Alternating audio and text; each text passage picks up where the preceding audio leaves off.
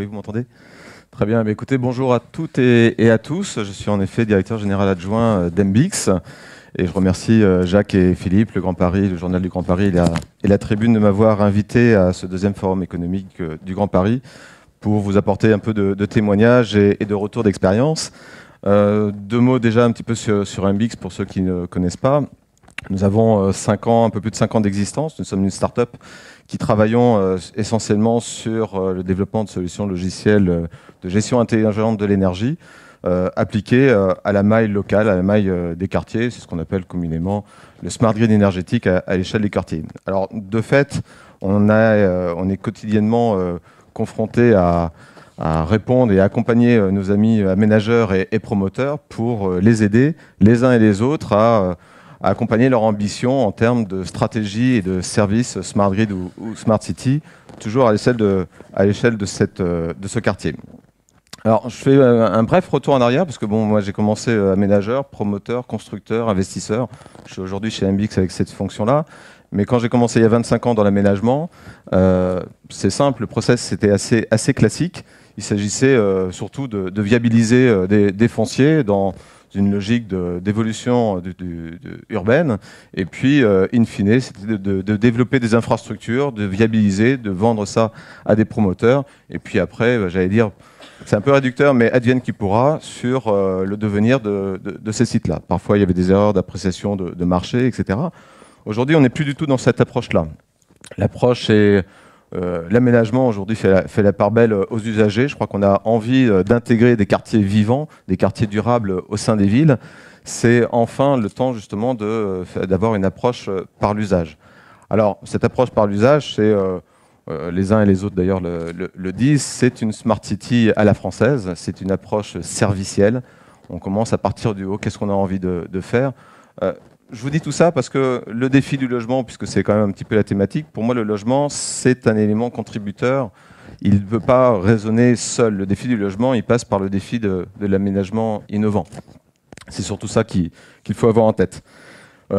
Quand je dis ça, c'est qu'on parle beaucoup de sujets de mutualisation. Alors on parle de mutualisation énergétique, on parle de mutualisation de parking, on parle de mutualisation d'espace entre le résidentiel, le tertiaire, des espaces publics.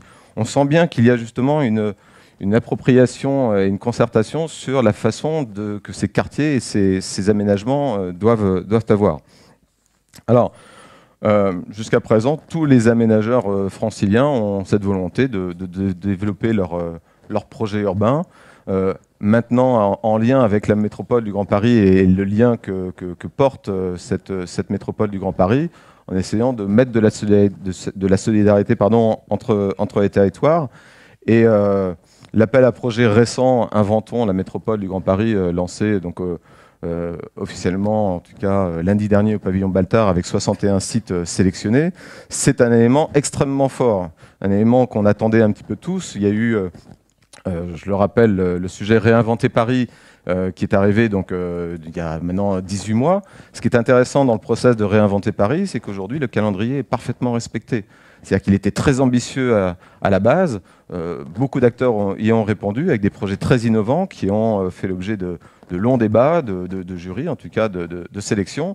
Et aujourd'hui, ça n'a pas fait pchit. Hein.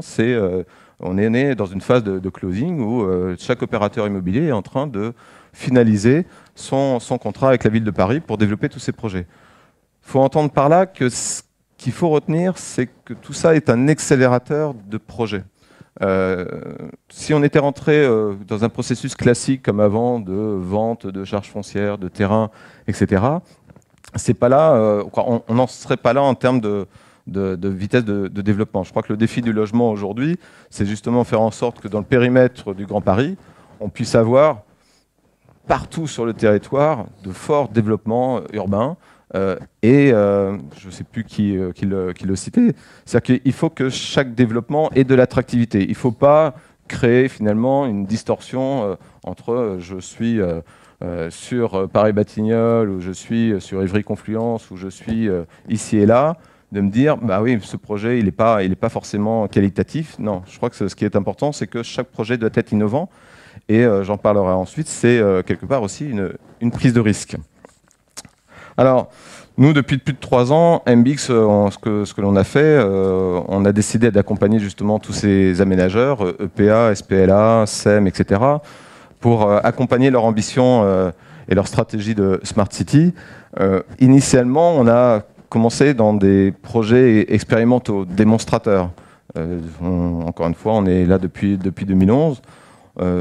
En 2011, jusqu'à aujourd'hui, on a commencé par des projets de type EasyGrid. Je ne sais pas si les uns et les autres connaissent bien ce projet-là.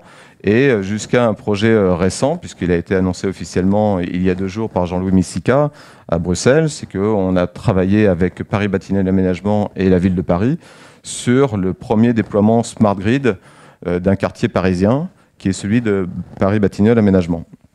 Donc, ce qui est important, je répète, mais le côté projet innovant et le faire dans une temporalité qui soit la plus rapide possible, c'est ce que l'on attend finalement du support politique, et la métropole du Grand Paris le fait extrêmement bien. Pourquoi on a choisi chez MBX de travailler ces échelles de macro-lots, de projets, etc. On pense que c'était la bonne maille pour passer du stade de l'expérimentation au stade de la réalisation. Quand vous prenez les 61 sites sélectionnés dans l'appel à projet Inventons la métropole du Grand Paris, ces 61 sites, c'est 250 hectares de développement. Vous faites chacun la division, c'est une moyenne de 4 hectares. 4 hectares, c'est exactement la cible dans laquelle aujourd'hui nous souhaitons travailler. Nous pensons que c'est par là que, justement, il pourra y avoir la démonstration de fait qu'on peut passer du stade d'expérimentation au stade opérationnel. Je refais aussi une petite histoire sur EasyGrid. EasyGrid, c'est né en 2011, c'est une expérimentation de quartier sur lequel il y avait une volonté de remonter, d'avoir une plateforme énergétique qui sache scénariser une optimisation de performance énergétique à l'échelle du quartier. En 2013, et j'en viens là, c'est que nous avons raccroché à ce démonstrateur le fort d'Issy-les-Moulineaux. Le fort d'Issy-les-Moulineaux, c'est né en 2003, quasiment le premier coup de crayon. 2003, livraison 2013, 1600 logements. Ces 1600 logements, ils sont tous partis. Il y a de l'accession, il y a du social, il y a tout, mais en tout cas, tout est parti. Pourquoi? Parce qu'il y a eu l'innovation, au stade où ça en était en 2003. En 2003, en tout cas dans les années jusqu'à 2010. L'innovation, c'est passé par une conciergerie de quartier, c'est passé par une aspiration des déchets pneumatiques pour éviter justement les camions poubelles à l'intérieur de l'îlot, c'est passé par un podium avec du parking mutualisé pour éviter les voitures au centre. Mais c'était une prise de risque. Parce qu'il suffisait que le sujet des déchets ne fonctionne pas, on aurait retrouvé des containers un petit peu sauvages partout, on aurait retrouvé des sujets de parking qui éventuellement ne fonctionnent pas en termes de foisonnement, et puis on aurait retrouvé finalement en cœur d'îlot, on aurait retrouvé une conciergerie de quartier qui aurait été juste là pour vendre des journaux et puis rien d'autre. Et ben non, justement ce quartier, aujourd'hui il fonctionne, peut-être pas à 100% comme il avait été envisagé de le faire, mais il fonctionne. Et ça c'est important parce que ça nous démontre que quand on prend du risque et qu'on accompagne ce risque, eh ben, on est capable de délivrer quelque chose de qualité. Moi, je pense qu'à l'échelle du Grand Paris, ce qu'il faut, c'est équilibrer justement tous ces territoires, de contextualiser les services sur chaque projet urbain qu'on est capable d'avoir. Quand on parle de services, on parle de services d'hyperproximité, on parle de services énergétiques, on parle des services liés à la santé. On écoutait là dernièrement le problème des seniors, justement le problème d'hébergement des seniors dans des établissements spécialisés. Je pense que le sujet du maintien à domicile, du bien vieillir chez soi, c'est aussi une donne qu'il faut absolument avoir. Alors en conclusion, parce que c'est vrai que l'exercice des 10 minutes est pas simple, mais j'essaie de m'y tenir, il me reste 30 secondes pour conclure. Je pense que le support politique fort, il est clair. La métropole du Grand Paris, et merci encore, c'est vraiment une très belle occasion de donner de la dynamique et de la cohérence à cette échelle-là. Et puis, je crois qu'on est tous les uns et les autres, professionnels de l'immobilier, aménageurs, opérateurs de réseau, interpellés par ces mutations. Ce qu'il faut, c'est surtout ne pas les subir, il faut les anticiper, prendre un peu de risque. Et MBX, en tout cas, nous sommes là pour accompagner ce changement. Voilà, merci.